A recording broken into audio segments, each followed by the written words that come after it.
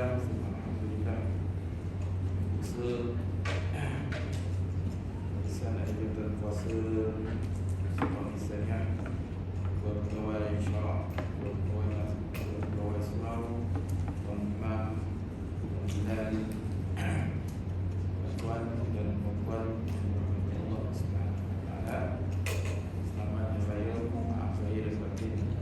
Mudah-mudahan Allah Subhanahu Wa Taala terima segala ibadah kita pada bulan Ramadan yang telah berlalu, menjadikan asbab penyucian hati kepada kita, kembali kita kepada Islam, kembali kita kepada pengabdian yang sebenar kepada Allah Subhanahu Wa Taala. Mudah-mudahan Allah kita insya-Allah, dan kita meneruskan pada malam ini dengan sambungan mall saya pun tak ingat tak cantik atau kita ada pun cantik di saya baru. Alhamdulillah, alhamdulillah kita sama-sama duduk di dalam satu majlis selepas menaikkan satu perintah yang paling besar di sisi agama selepas iman, solat secara berjemaah di mana azan diazankan, di mana secara yang ditunjukkan oleh baginda Nabi sallallahu alaihi wasallam. Mudah-mudahan semakin sempurna ibadah kita ini dengan kita merapatkan saf. Masih lagi ada SOP walaupun kita masing-masing pun nampaknya semakin nak kepada merapatkan saf. Jadi mudah-mudahan Allah Subhanahu Wa Taala keputusan yang terbaik sampai ini kita boleh sama-sama terus dan juga rapat-rapat saf. Misalnya masih lagi lah disebut sawu sufufakum tu, lurus dan rapat-rapat safnya. Walaupun bila boleh lah kan, tapi kita menghormati masih keputusan yang ada.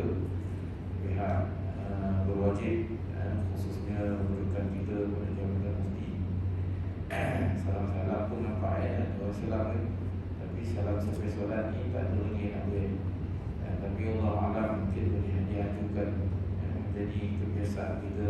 Namun setelah itu kita bersalam-salaman dengan maksud apa? Dengan maksud ukhuwah, maksud kita menghidupkan sebuah kasih sayang, persatuan, bersalam-salaman. Kerana apa? Kerana salam yang satu orang itu apabila dia bertemu menggugurkan dosa-dosa kecilnya. Jadi niat kita apapun kerana Allah Subhanahu Wa Taala. Kemudian kita tengok pada hadis yang saya rasa mungkin ingat yang saya berhenti saya pun tak cantik, saya pun tak ada dosa-dosa, tentang kelebihan ataupun hadis yang ke-20.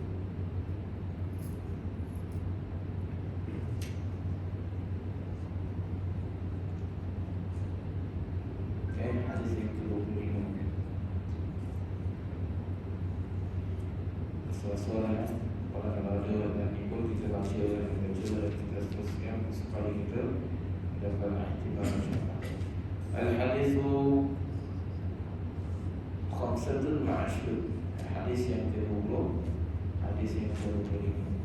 An Abi Hurairah radhiyallahu anhu qala Rasulullah sallallahu alaihi wasallam ma azina Allah li syai'in ma azina li nabiyyin yataghadda bil Quran. Rawahu Bukhari wa Muslim. Sayyidina Abu Hurairah radhiyallahu anhu meriwayatkan bahawa Rasulullah sallallahu alaihi wasallam bersabda, Allah Subhanahu Wa Taala tidak pernah memberi perhatian terhadap sesuatu sebagaimana dia memberi perhatian kepada seorang nabi yang membaca Al-Quran dengan suara lunak merdu. Allah Subhanahu Wa Taala tidak pernah memberi perhatian terhadap sesuatu sebagaimana dia memberi perhatian kepada seseorang nabi yang membaca Al-Quran dengan suara lunak merdu. Di antara selain daripada sifat yang wajib pada nabi ini, Sifat wajib apa pada Nabi? Pertama sedih, kemudian amanah, fatanah, tabligh. Di antaranya Nabi ni dia tak disuruh, dia lelaki, dan suara para Nabi ni suara yang sedap lah, suara yang sesuai sebagai penyampai wahyu. Antara Nabi kita Muhammad sallallahu alaihi wasallam, Al-Quran ini merupakan mukjizat yang azim, mukjizat yang paling agung, yang dikurniakan kepada Nabi dan juga kepada umat.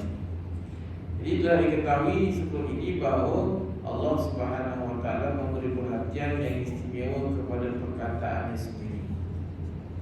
Kalau kita sebagai seorang pengarang buku, tentulah kita akan seronok juga membaca kita punya karangan kita, buku karangan kita, ataupun kita ni dalam pelajaran bahasa Melayu, pelajaran karangan.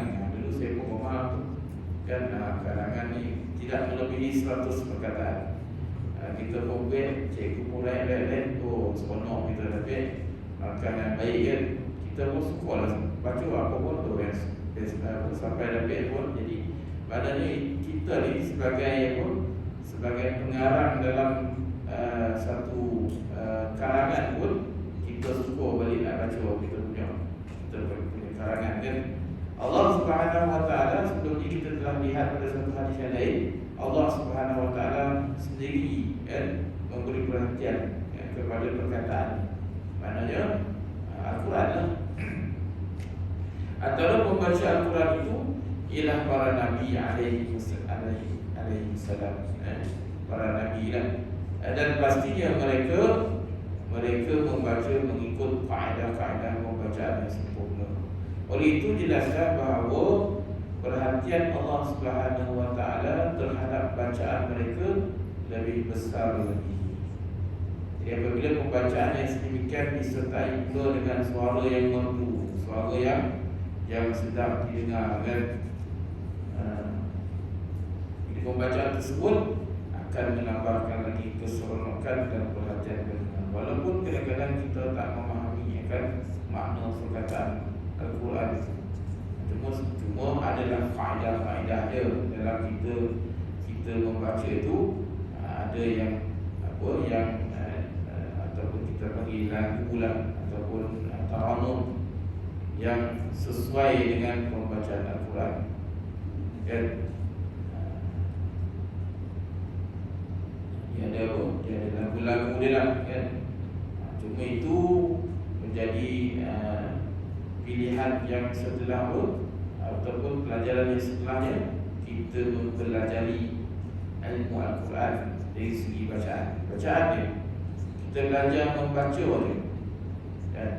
Nak belajar untuk kita faham, itu pelajaran lain. Sebab tu seawal-awalnya kita nak mempelajari bacaan Al-Quran ni, seawal-awal anak-anak lagi lah kan. Seawal-awal masih lagi dibentuk kan, masih lagi suara itu dibentuk pembesaran. Jadi membesar tu bersama dengan pembacaan Al-Quran. Apa yang kita buat hari ini lah kan, kita hantar anak kita di sekolah-sekolah kan. Kita hantar anak cucu kita untuk mengenal. Alhamdulillah sekarang ni dah ada kelas-kelas yang memartabatkan Al-Quran. Walaupun mungkin zaman saya kecil-kecil itu taklah sebegini yang ada kan, tapi itu juga merupakan satu tindakan orang-orang terdahulu, supaya tak nak tengok generasi yang buta Al-Quran kan. Kalau dulu lalu dekat lorong-lorong tengah-tengah jadilah kan, anak semua buka Quran kan. Termasuklah saya dulu kan, ngaji pun mengeja kan, alif bawah alif depan dulu kan, menangis kan, kena rotan. Sebab apa? Rotan tak betul je Quran kan. Tapi sekarang suasana berbeza kan. suasana berbeza. Walaupun dah tak ada suasana tu, tapi ada kelas-kelas tentang Al-Quran kan. Bahkan di Sembilan sendiri telah diwajibkan untuk anak-anak menduduki peperiksaan PKK. Apa yang PKK tu kan, ataupun kafar tu, kelas Al-Quran dan fardu ain. Jadi alhamdulillah, semua alhamdulillah ya. Jadi libatkan anak-anak cucu ya, dengan sistem yang telah ada ini, mudah-mudahan mendapat iktibar ya. Pada tahun ini saja, kalau di sekolah saya tu lebih kurang dalam 60 lebih yang untuk era yang 2 tahun ni, 2020 2020 dengan 21 dan 2021 lah era pandemik ni kan. Anak-anak yang ketinggalan dari segi pembacaan Al-Quran secara pembelajaran Al-Quran secara bersekutu dengan guru. Ialah jumpa orang lain ni kan, tengok bukan yang kita dapat benar.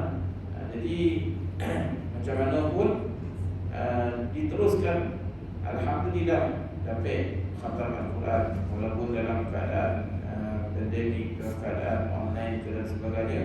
Itu semuanya itu adalah keinginan daripada ibu ayah kan. Sampai itu taufik dan hidayah dari Allah Subhanahu Wa Taala dalam keadaan susah payah, alhamdulillah ya, dapat untuk mengumpulkan anak-anak yang telah khatam Al-Quran dan juga untuk umur 11 dan juga 12 tahun. Tapi ialah ya, bila kita lihat keadaan tu ya, mungkin peranan di rumah tu sendiri dan tak kurang juga.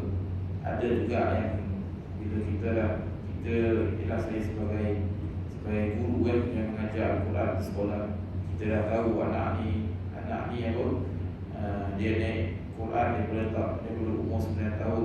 Tetapi bila kita jumpa balik kan, dah jadi macam umur 7 tahun baca Quran. Sebab apa? Sebab di antara juga apa yang ditanya apabila yang disiasat punca di rumah itu sendiri tidak ada penghayatan Al-Quran. Rupanya anak-anak hanya di rumah di sekolah baca Quran. Di sekolah baca Quran kan, kayak mana ada program-program baca Quran, tetapi di rumah tidak diwujudkan pembacaan Al-Quran. Jadi itu memberi kesan kepada anak-anak kan. Bila dia tinggalkan, sebab budak-budak ini dia memang comel-comel, tapi dia comel ke umur. Bila tak diwujud, tidak diletakkan dengan suasana yang sepatutnya.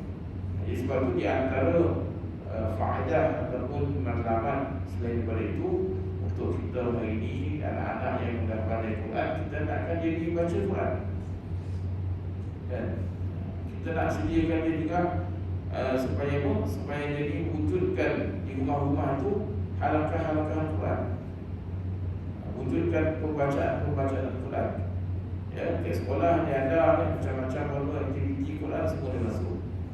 Kata lagi kita kalau tadarus Al-Quran, kita sendiri pun sama lah muhasabah juga.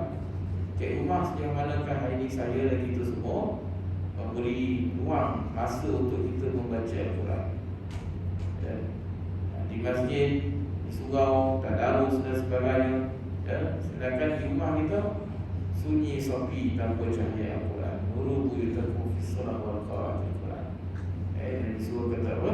Cahayailah rumah kamu ini dengan solat dan juga membaca Al-Quran, bukan dengan cahaya lampu, cahaya neon, dan bahkan hari ini macam-macam cahaya bagaimana kan, bercahaya-cahaya wajah mereka kan, sebab lantunan gadget-gadget pada mereka waktu di tengah malam di dalam bilik kan.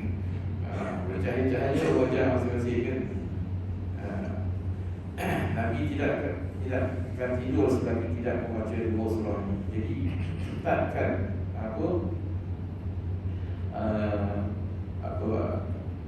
jazabkan kepada anak-anak, pertama ketika anak-anak ni dalam keadaan dia dah boleh membaca Al-Quran, amalan-amalan surah-surah harian ni, minta memang kita kena bagi ataupun kita kena dorongkan dia untuk membaca dan beri masa, di antara maghrib isya contohnya, ataupun di antara sebelum tidur pukul sekejap dalam 15 minit, 15 minit setengah jam.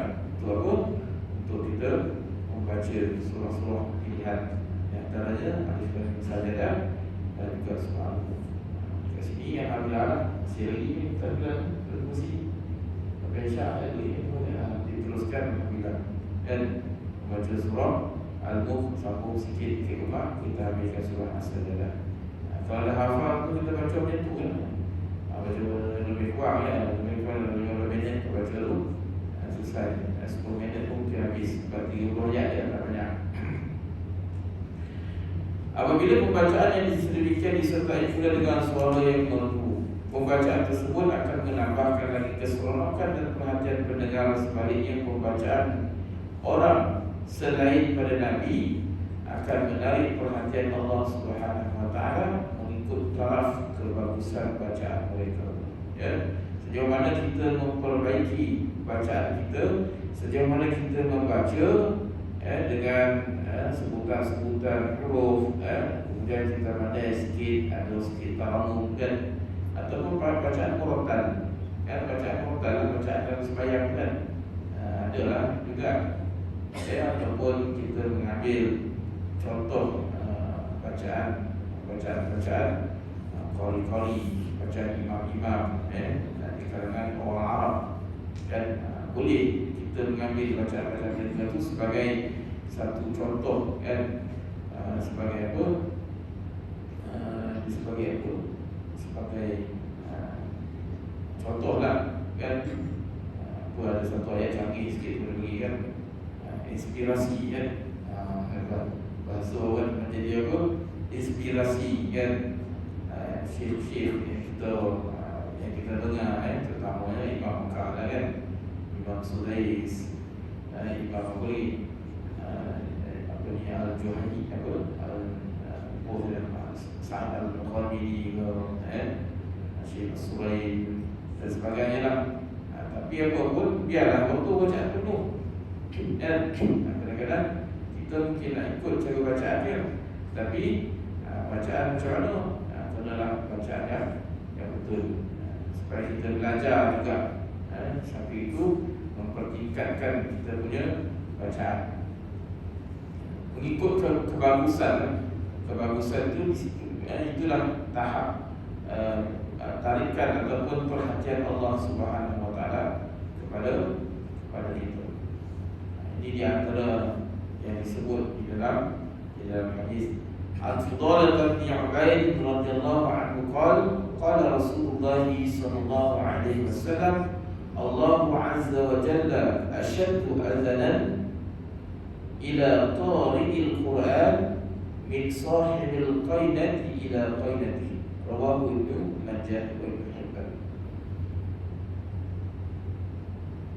Sayyidina Fudalah bin Ubaid radhiyallahu anhu meriwayatkan bahawa Rasulullah sallallahu alaihi wasallam bersabda, sesungguhnya perhatian Allah Subhanahu wa taala kepada pembacaan Al-Quran lebih daripada perhatian seorang tuan yang mendengar hamba perempuan yang menyanyi. Sesungguhnya perhatian Allah Subhanahu wa taala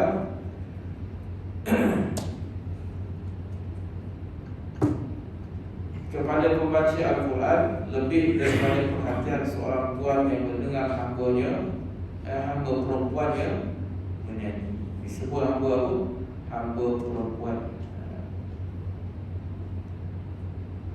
sahibil qainah.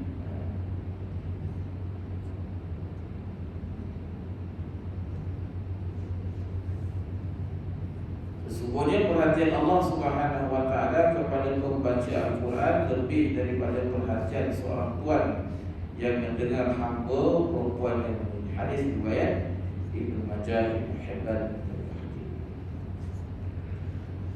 Perumpamaan perhatian terhadap nyanyian adalah suatu perkara yang fitrah dan menjadi lumrah manusia. Disebabkan tegahan agama, maka orang yang saleh tidak memberi tumpuan terhadap nyanyian. Namun demikian tidak ada apa-apa tegahan sekiranya penyanyi itu adalah hamba miliknya sendiri.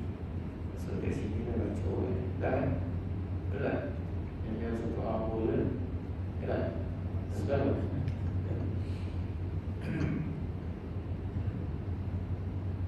Oleh kerana itulah perhatian sepenuhnya diberikan kepada hamba itu. Walau bagaimanapun adalah penting Al-Quran tidak dibaca dengan nada nyanyian. Larangan terhadap perkara itu terdapat di dalam hadis-hadis. Dalam suatu hadis terdapat kenyataan, iyyakum walhuna ahlil ishq, jauhilah daripada membaca Al-Quran dengan rentak para pecinta. Oh ialah betul lah kat sini kisah apa tu? Kisah Zazan kan? Betul lah. Kisah Zazan yang telah kita dengar tu kat sini.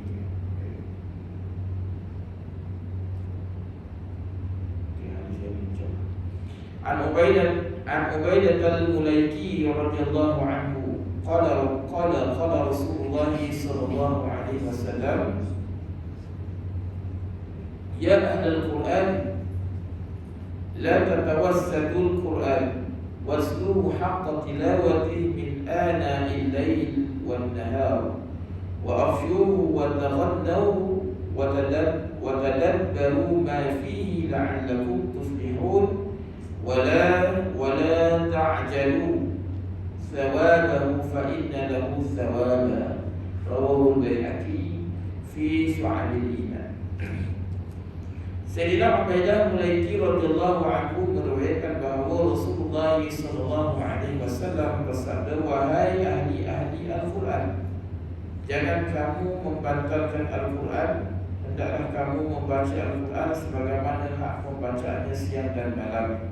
Sebarkanlah kitab suci itu, bacalah kitab suci itu dengan suara yang merdu, dan renungkanlah kandungan-kandungan kitab suci itu. Dengan ini kamu akan mendapat kejayaan. Janganlah kamu menggunakan Al-Quran untuk mendapat ganjaran yang serta-merta di dalam dunia ini, kerana Al-Quran mempunyai ganjaran yang besar yang pada hari akhirat. Hadis riwayat Imam Bayhaqi. Hadis di atas telah menyatakan beberapa perkara. Jangan membantalkan Al-Quran. Membantalkan istilah dia yang maknanya kita menindih. Macam kita nak tidur dah, tentulah kita tidur atas bantal. Tak ada orang tidur bawah bantal ke. Jangan membantalkan Al-Quran, maknanya kita meletakkan sesuatu, membawa dua maksud. Yang pertama, tidak menjadikan Al-Quran sebagai bantal kerana perbuatan itu bertentangan dengan adab. Imam Ibn Hajar rahimahullah menulis bahawa menggunakan Al-Quran sebagai bantal, melunjurkan kaki terhadap Al-Quran, membelakangkan Al-Quran, memijak Al-Quran, dan perbuatan-perbuatan yang seumpama itu adalah haram.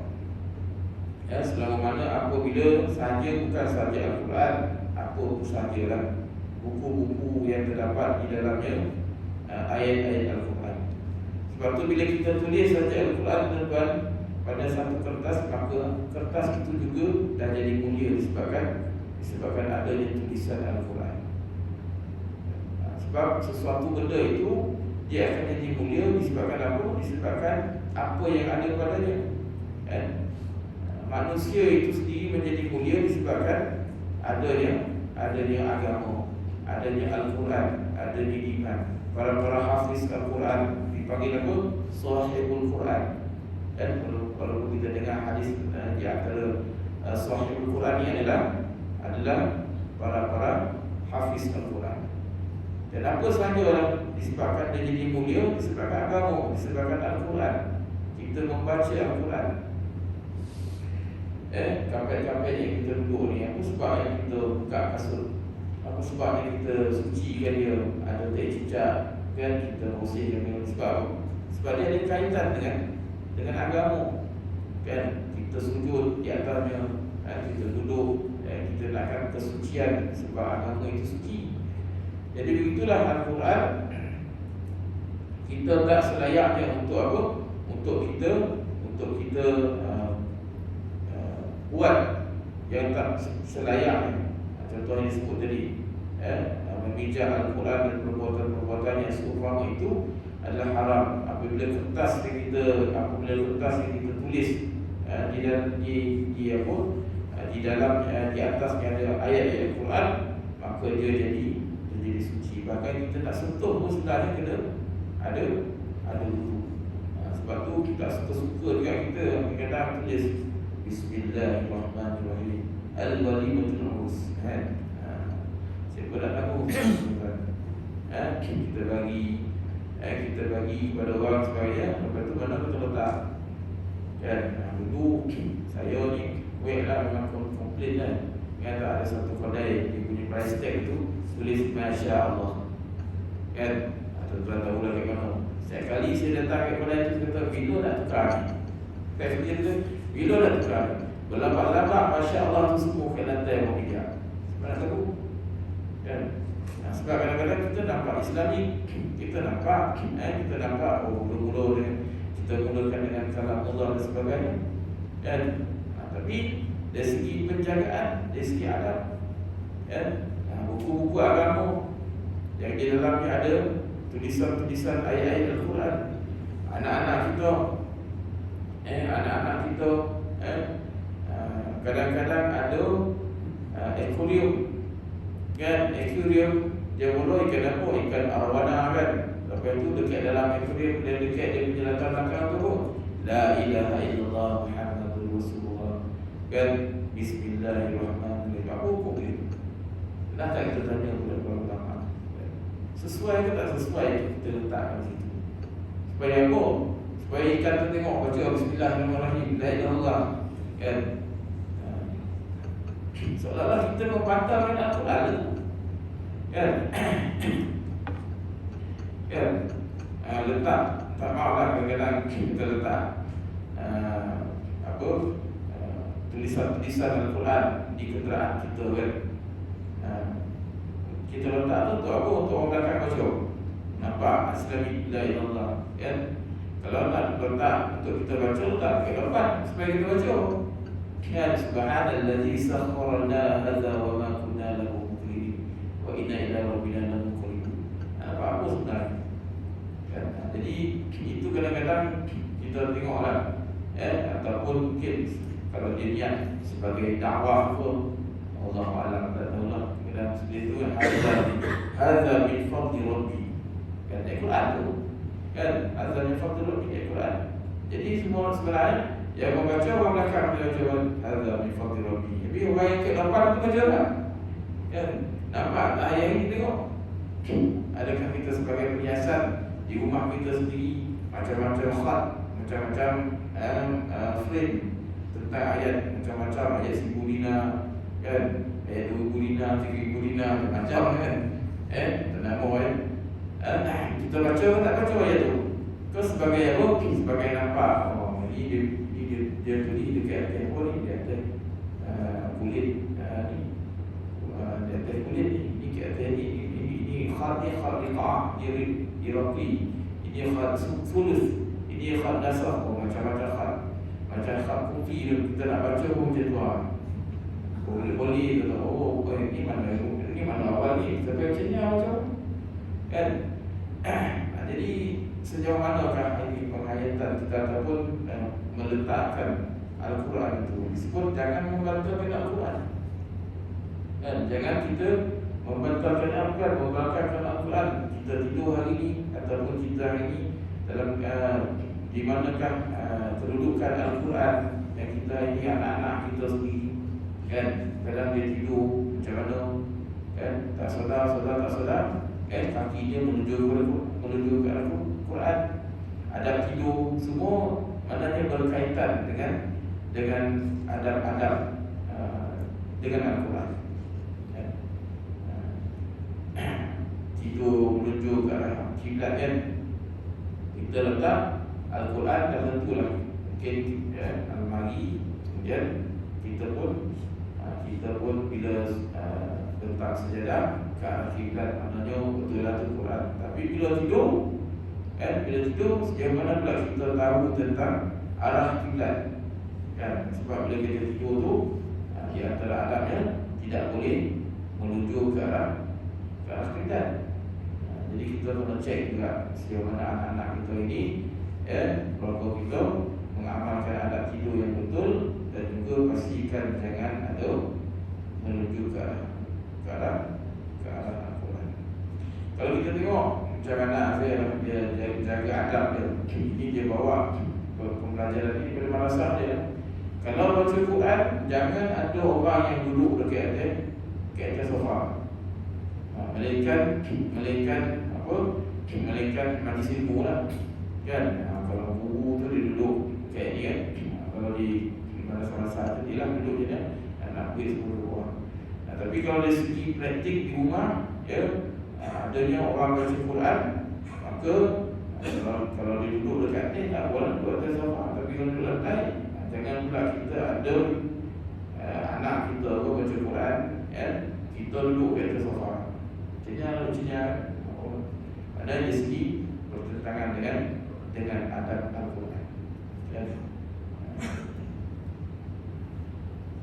Yang kedua, ayat tersebut membawa maksud kiasan terhadap perbuatan mencuaikan Al-Quran.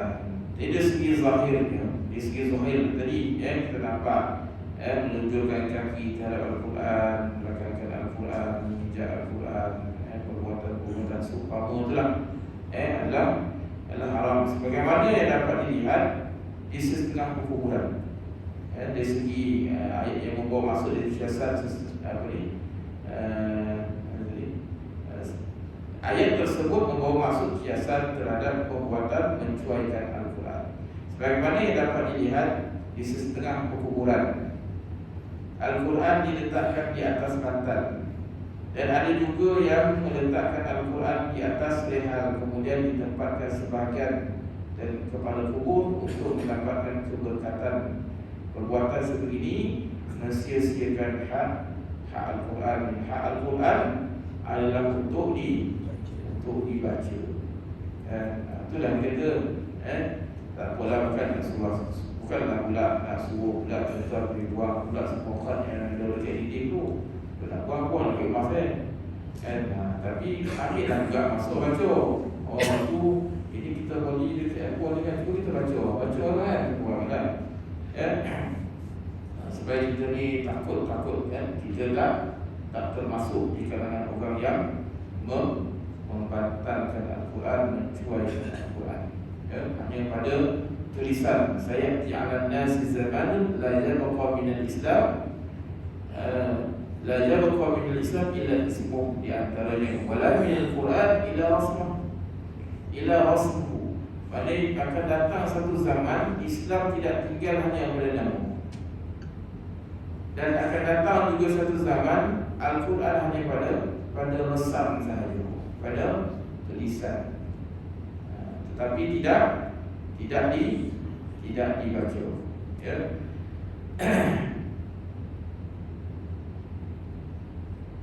Ungkapan hendaklah kamu membaca Al-Quran sebagaimana hak pembacaan Al-Quran bermaksud adalah selalu membaca Al-Quran dengan mengambil Quran akan adab-adab Al-Quran. Bagaimana yang kita telah baca sebelum ini, yang kita dengar bacaan tartil. Bacaan tartil itu ada di antara beberapa rekat Islam 6 kali 7 yang diberi penekanan, di antara makhraj huruf, tajwid dan sebagainya lah, kita dah baca sebelum ini. Al-Quran sendiri telah menarik perhatian kita ke arah perkara tersebut, yang bagaimana Allah Subhanahu wa taala berfirman, alladzina atainahumul kitaba yatlunahu haqqa tilawati. Orang yang telah kami berikan kitab, mereka membaca kitab itu sebagaimana hak kitab itu dibacakan, yakni bacalah Al-Quran dengan penuh penghormatan sebagaimana penghormatan terhadap titah seorang raja dan bacalah ia dengan penuh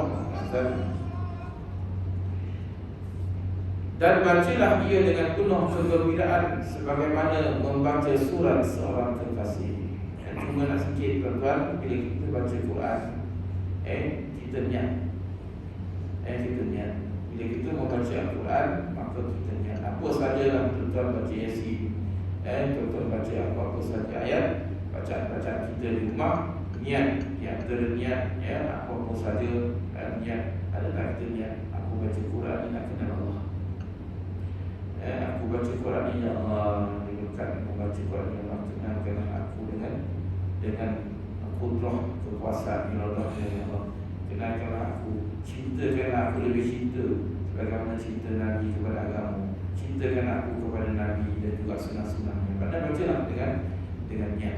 Bila kita baca Al-Quran, selain daripada sebagai syifa dan sebagai apa saja, niatlah untuk apa? Untuk kebaikan-kebaikan. Dan insya-Allah Allah Subhanahu Wa Taala akan tengok sempurnakan keinginan kita itu apabila kita membaca Al-Quran. Jadi itu hanya antara perkongsian hadis Nabi SAW berkaitan dengan firman Allah Subhanahu Wa Taala. Hari ini 20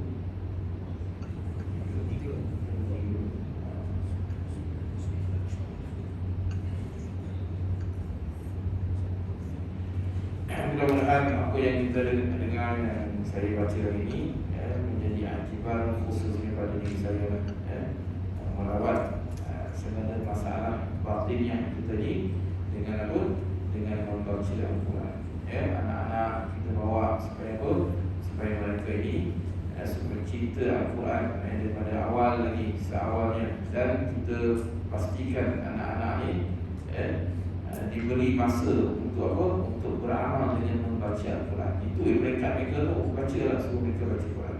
Mudah-mudahan rumah kita itu di antara rumah yang dicahai dengan nur Al-Quran. Wallahu a'lam. Aku qouli hadza wa astaghfirullahalazim wa lakum. Wassalamualaikum warahmatullahi wabarakatuh. Bismillahirrahmanirrahim. Alhamdulillahirabbil alamin. Wassalatu wassalamu ala asyrafil anbiya'i wal mursalin wa ala alihi washabbihi ajma'in. Allahumma shrah bil Qur'ani sudurana wa yassir bihi umurana wa 'azim bihi ujurana wa hasin bihi akhlaqana wa wasi' rizqana wa nabi bihi qulubana ya Allah ya arhamar rahimin. Allahumma arhamna bil Qur'an waj'alhu lana imaman wa nuran wa hudan wa rahmah. Allahumma dhakkirna minhu ma nasina wa 'allimna minhu ma jahilna warzuqna tilawatahu ana al-layli wa atrafa an-nahar waj'alhu lana hujjatan ya rabbal alamin. Sallallahu alaihi wasallam.